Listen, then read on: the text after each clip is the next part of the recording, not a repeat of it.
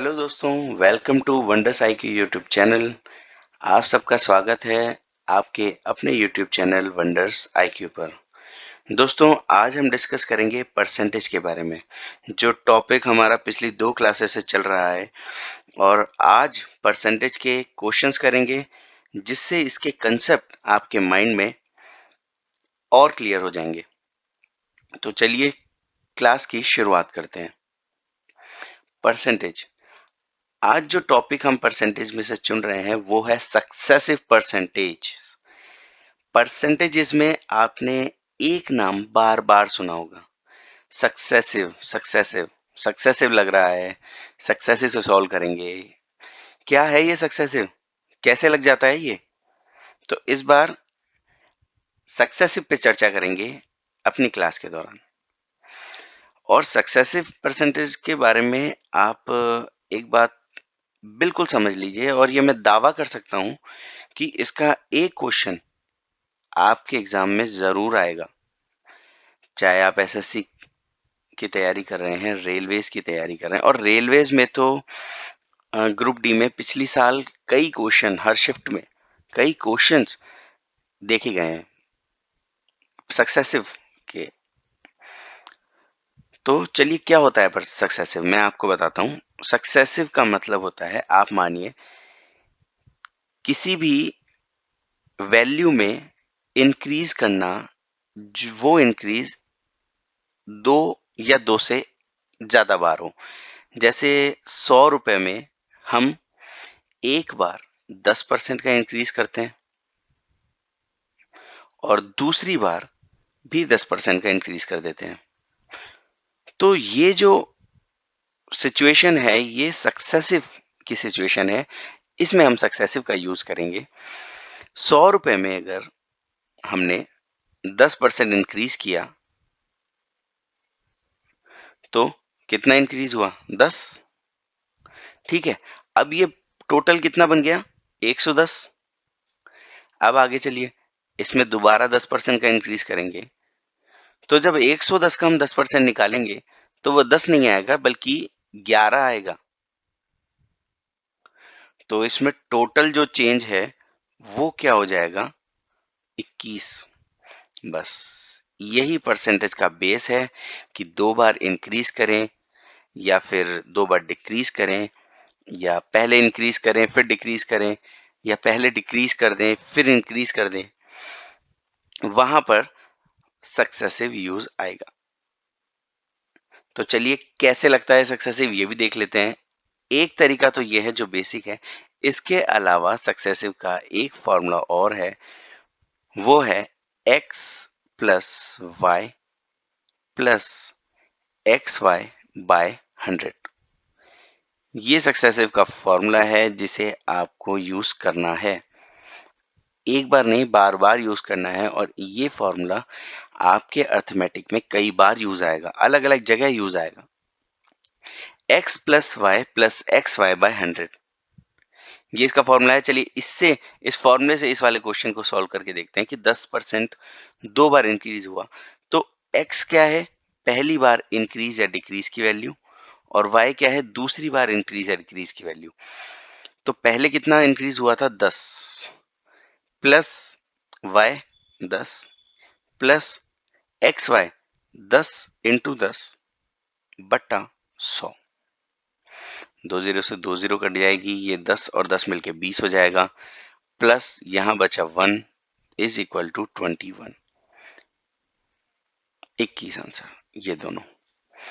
तो सक्सेसिव आपको समझ में आ रहा होगा।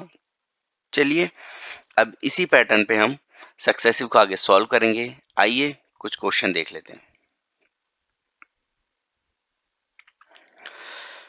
देखिए, पहला क्वेश्चन, 100 रुपए की एक वस्तु की कीमत पहले 10% बढ़ा दी गई, तत्पश्चात 10% और बढ़ा दी जाती है, तदनुसार कुल वृद्धि कितने रुपयों की हो जाती है?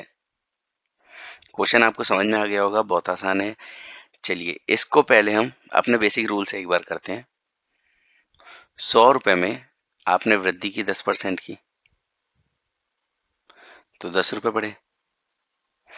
फिर दोबारा ये बढ़ के कितना हो गया 110। अब इसमें वापस वृद्धि कितनी कर दी 10% की, तो अब 10% कितना होगा 110 का 11 रुपए, टोटल आ गया 21।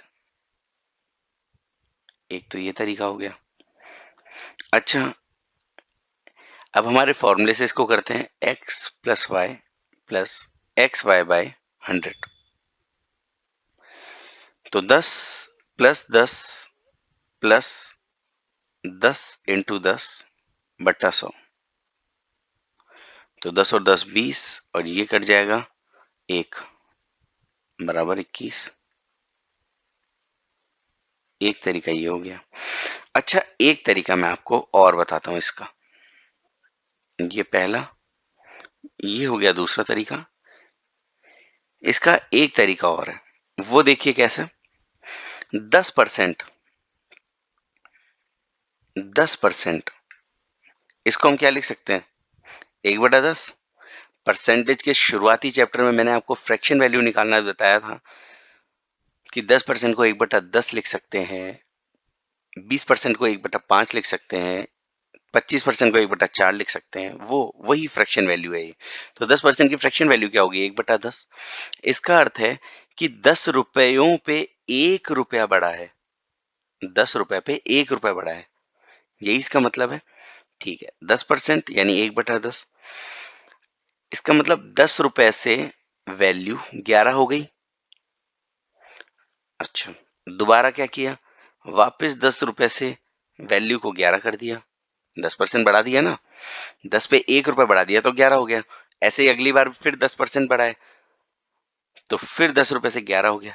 अब इनका मल्टीप्लिकेशन कर देंगे, इसको गुणा कर देंगे, 10 इंटू 10 100 और 11 इंटू 11 121। तो यानी जो 100 रुपए थे वो 121 में बदल गए। ये इसमें वैल्यू में चेंज आया 21 रुपए का।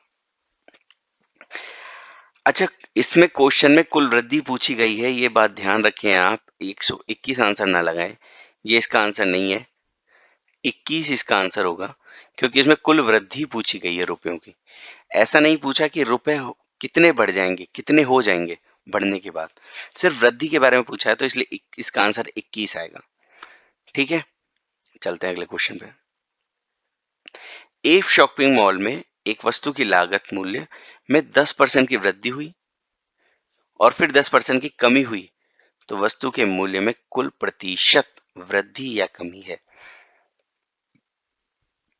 देखिए, अब आप एक बात ध्यान रखिए, सक्सेसिव का अगर आपको यूज करना है तो सिर्फ एक तरीका आपको ध्यान रखना है। सक्सेसिव में चाहे इंक्रीज हो चाहे डिक्रीज हो और भी कुछ भी हो, आपको सक्सेसिव में सिर्फ एक ही चीज ध्यान रखनी है, x plus y plus x y by 100। मैं बार बार ये फॉर्मूला लिख के इसलिए बता रहा हूं कि ये आपके दिमाग में बिल्कुल छप जाए, इसको आप भूलें नहीं। और हमेशा कभी भी क्वेश्चन करें तो फॉर्मूले को एक बार जरूर लिख के करें, जिससे ये फॉर्मूला आपको बार बार रिवाइज होगा और ये याद हो जाएगा।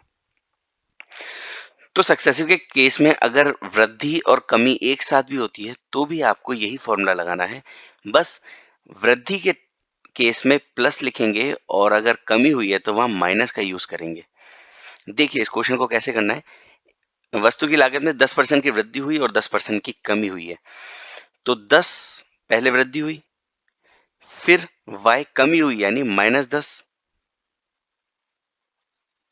फिर प्लस एक्स वाई यानी 10 इंटू -10 बट्टा 100। तो 10 में से 10 गया, ये तो 0 हो गया, और यहाँ 10 इंटू 10 माइनस का 100 बट्टा 100, तो ये आ जाएगा -1। इसका मतलब -1 आया है। माइनस का मतलब है कमी, मैंने आपको पहले ही बताया है, माइनस कमी को दर्शाता है। तो इसका मतलब ये हुआ कि इस पूरे सौदे में वस्तु के मूल्य में कुल प्रतिशत वृद्धि या कमी पूछा है, तो इसमें वृद्धि नहीं बल्कि कमी हुई है। माइनस का साइन ये इंडिकेट करता है कि इसमें कमी हुई है।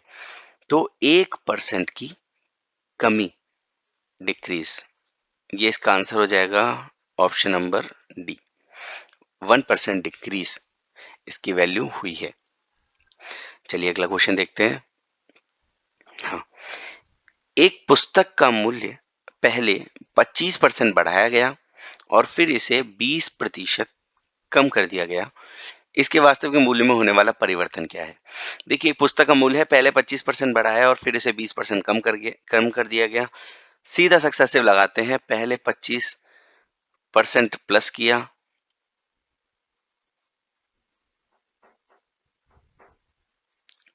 पहले 25% बढ़ाया गया, फिर -20, फिर प्लस माइनस ऊपर का माइनस हो जाएगा, 25 इंटू 20/100। ठीक है, 20 से काट देंगे, 20 पंजे 100, 5 से काट देंगे 5 बार, 25 में से 20 गया तो 5 और यहाँ -5, ये दोनों गए बराबर 0, 0%। अब 0 का मतलब होता है नो चेंज, नो चेंज। 0 का मतलब होगा नो चेंज, यानी इसमें कोई भी तरह का चेंज नहीं होगा। 25% पहले बढ़ा देंगे, 20% कम कर देंगे तो इसमें नो चेंज होगा, इसकी वैल्यू उतनी ही रहेगी। वास्तविक मूल्य में होने वाला परिवर्तन पूछा है, तो वास्तविक मूल्य में कोई भी परिवर्तन नहीं होगा। चलिए आगे देखते हैं।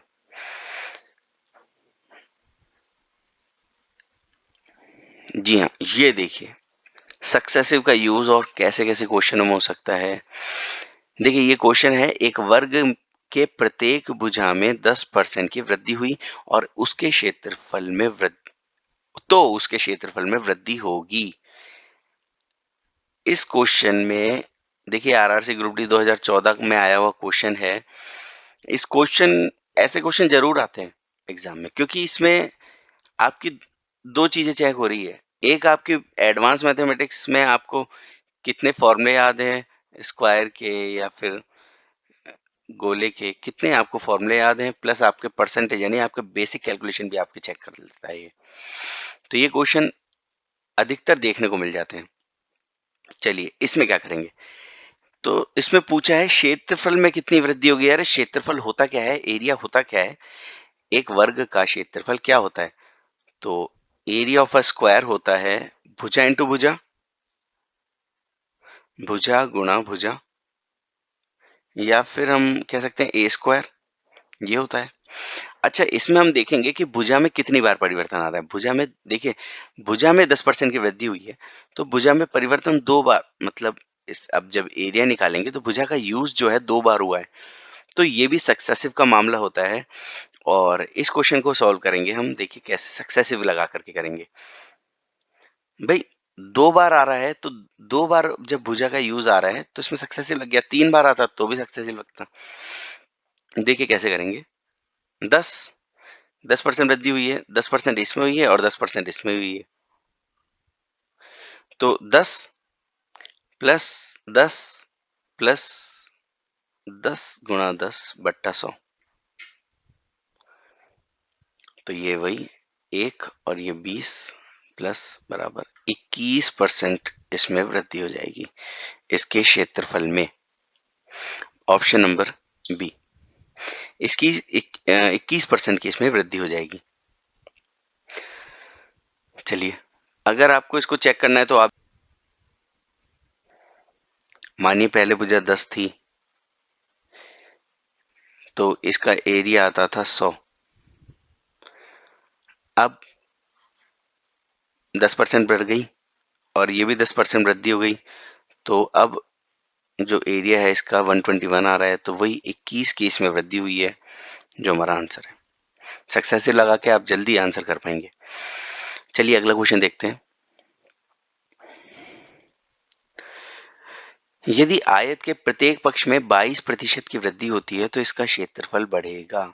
आयत के प्रत्येक पक्ष में 22% की वृद्धि करना है, तो देखिए आयत में रेक्टेंगल का जो एरिया होगा वो क्या होगा, एल इंटू बी। तो एल में वृद्धि हो रही है 22% की और बी में भी 22% वृद्धि हो रही है, तो इसमें सक्सेसिव लगेगा। इसे भी हम सॉल्व करते हैं। x plus y plus x y by 100, तो 22 और 22 44 हो गए, प्लस 22 का स्क्वायर कितना होता है 484 अपॉन 100 करेंगे तो यहाँ पॉइंट लग जाएगा, तो 4.84, तो ये इसको जोड़ेंगे 48.84 प्रतिशत। ये इसमें वृद्धि हो जाएगी। ये पिछले सवाल की तरह ही है, आराम से आप इसको कर सकते हैं। इसका क्षेत्रफल कितना बढ़ेगा, तो डी ऑप्शन 48.84% इसका क्षेत्रफल बढ़ जाएगा। अगला क्वेश्चन देखते हैं। एक सिलेंडर की त्रिज्या 150% तक बढ़ाई जाती है, ठीक है, और इसकी ऊंचाई 20% कम की जाती है, ठीक है। इसकी मात्रा में प्रतिशत वृद्धि क्या है? प्रतिशत वृद्धि पूछी। अब देखिए, आपको इसमें पहले पता होना चाहिए कि सिलेंडर की वॉल्यूम क्या है।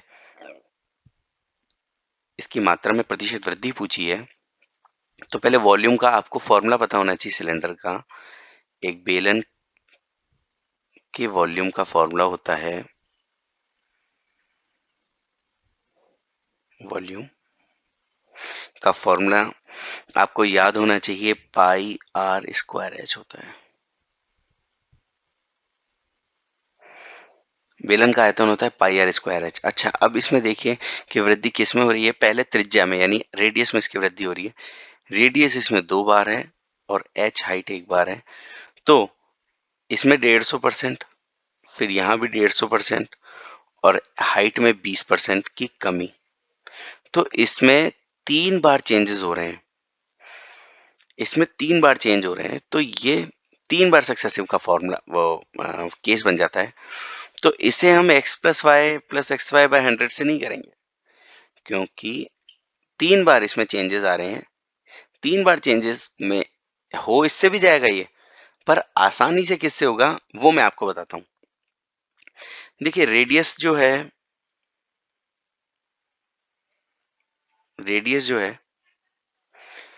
उसको इसने 150% बढ़ाया है। 150%, 150/100, इसको काट देते हैं 3/2, यानी रेडियस 2 थी उसमें 3 की वृद्धि कर दी गई, यानी अब रेडियस नई वाली 5 बन गई, ठीक है। अच्छा, ऐसे हाइट में देखते हैं। हाइट में इसने 20% की वृद्धि की है, 20/100 कमी की, हाँ, तो ये हो जाएगा 1/5, यानी पहले रेडियस 5 थी, अब 1 की कमी हो गई, तो अब रेडियस 4 हो गई। सॉरी, हाइट अब इसमें 4 हो गई, ठीक है। तो इसको देखिए, मैंने आपको स्टार्टिंग में एक तरीका बताया था, उस तरीके से इसको सॉल्व करेंगे। 3 बार चेंज हो रहा है, 2 बार हमें रेडियस में चेंज करना है, 1 बार हमें हाइट में चेंज करना है। पहले जो रेडियस थी वो 2 से 5 हो गई, दोबारा 2 से 5 हो गई, और हाइट में चेंजेस आया है। हाइट पहले 5 थी, अब 1 कम होकर के 4 हो गई। अब इन तीनों को मल्टीप्लाई कर देंगे, 5 दूनी 10, 10 दूना 20 से 4 पंजे 20, 20 पंजे 100, 100 हो गई। 20 से 100 यानी 1 से 5, 1 से 5 हो गई। पहले आयतन 1 था, अब आयतन 5 हो गया है, यानी इसमें इंक्रीमेंट कितना हुआ है 4 का। पहले आयतन 1 था, मैं यहाँ लिख देता हूँ, फिर 5 हो गया, इसमें इंक्रीमेंट 4 का हो गया है। तो ये कितना परसेंट बढ़ा है भाई, 4 का इंक्रीमेंट हुआ है। बेस क्या है 1 इंटू 100,